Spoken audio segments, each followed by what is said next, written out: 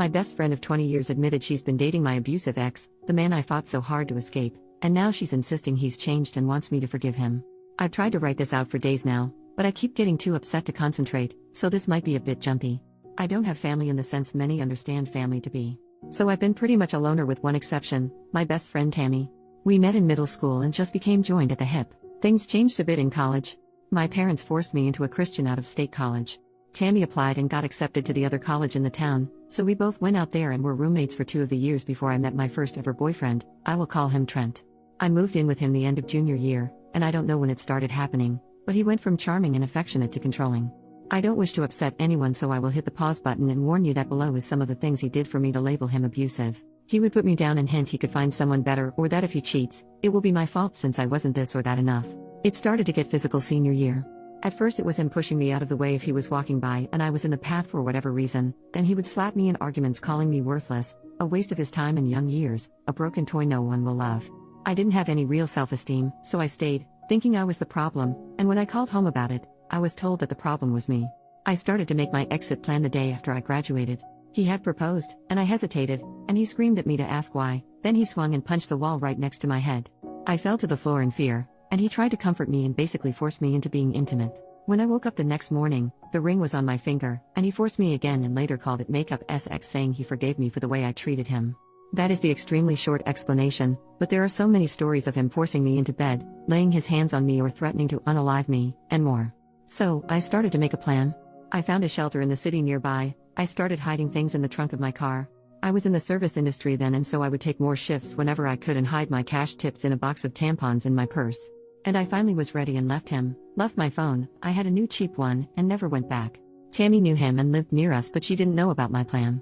She messaged me on social media and I told her what happened. All of what happened. So she played dumb when he came around asking where I was, spinning the story that I was suicidal and he is calling the police to find me. He never found me. That was years ago. I am now 36 and Tammy is too. Trent is 38.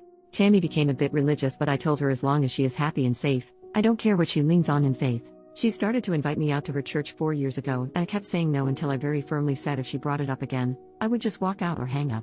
I'm not against anyone believing what they want, I just don't want or need to be sucked into it. I honestly do not mean any offense to anyone of any faith. I myself am just agnostic, and if that ever will change, I will decide on my own, but I doubt it will. She got a job 2 years ago overseas.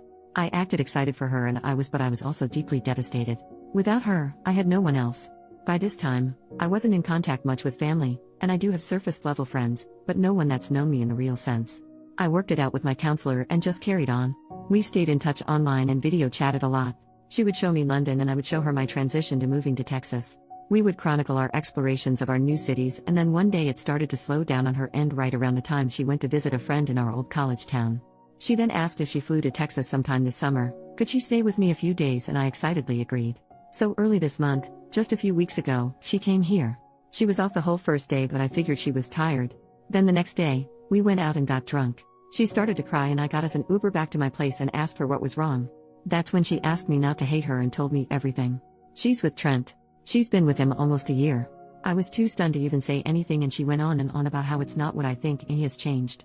She told me he found Jesus and turned his life around and deeply regrets the way he treated me. The more she talked, the more I just shut off. I didn't even have it in me to feel anger. I just stared at her frozen as she talked until she said, please just say something. So I did. I told her to get the FCK out. She started to explain it all again. She hated him forever, but they kept running into each other. He goes to church and showed he has changed blah blah blah.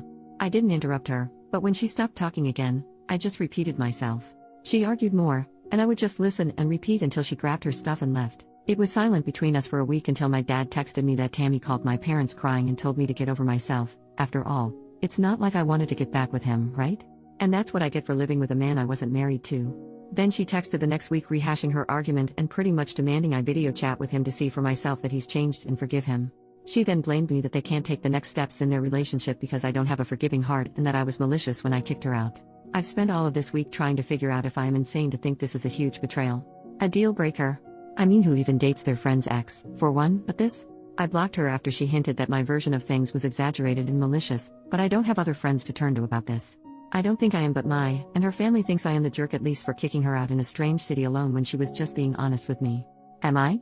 Update 2 months later, posted 2 hours ago. Sorry to everyone who reached out and I haven't responded. I honestly haven't been using the app as I had to change phones swiftly at one point and forgot the password when trying to log on my new device. It took Trent 2 weeks. I had a full-time job but also a part-time service industry job as a bartender. He showed up at the bar.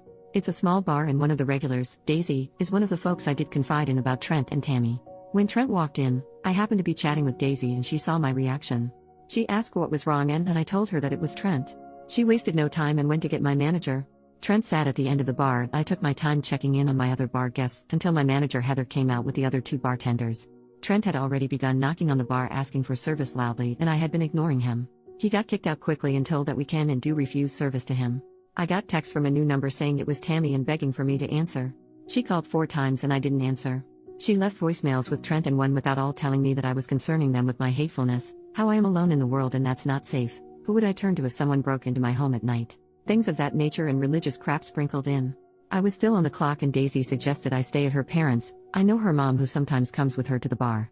At that point I was shaken enough to take them up on it. Daisy's mom, Rose, has been sweet enough to let me stay rent-free for as long as I needed but I eventually moved in with one of the servers at the bar. She helped me look for legal representation and I filed for a restraining order using screenshots I had emailed myself prior, old voicemails, and though we could not prove harassment on Tammy's end, Trent had said enough in the voicemails and messages he had sent that it qualified for a temporary restraining order. I am safe for now and the hearing is in January. No one knows where I live currently and I've shut down all social media.